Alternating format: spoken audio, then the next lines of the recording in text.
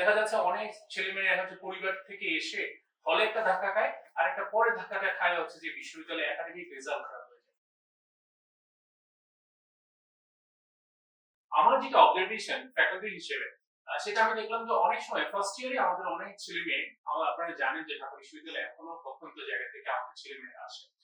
তো দেখা যাচ্ছে যে হঠাৎ করে নতুন একটা পরিবেশে আসে, হলের একটা পরিবেশ আপনারা সবাই জানেন যে ঢাকা বিশ্ববিদ্যালয় বা পাবলিক বিশ্ববিদ্যালয়গুলোতে হলের কি অবস্থা, আবাসিক হলগুলোতে এখানে যেই দলই থাকে, যেই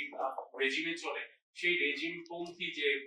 ছাত্রদের যে রাজনীতি, সেই কারণে সিটের একটা বড় ধরনের প্রবলেমে পড়ে। এসেও হঠাৎ করে বিশ্ববিদ্যালয়ের পড়াশোনা সম্বন্ধে কোনো আইডিয়া থাকে না,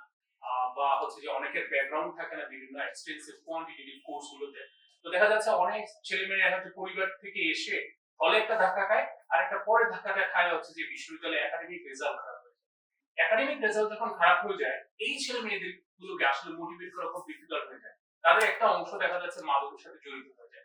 পাশাপাশি তাদের পারিবারিক কলহ অথবা বাবা মায়ের বিচ্ছেদ, অথবা দেখা যাচ্ছে যে কোনো কারণে দেখা যাচ্ছে যে বিশ্ববিদ্যালয়ে এসে হচ্ছে তার কোনো ছেলে মেয়ের সাথে অথবা মেয়ে ছেলের সাথে যে সম্পর্ক হচ্ছে, এই সম্পর্ক ভেঙে যাওয়ার ফলেও কিন্তু আমাদের এই প্রবলেম গুলো আমরা দেখতে পাচ্ছি।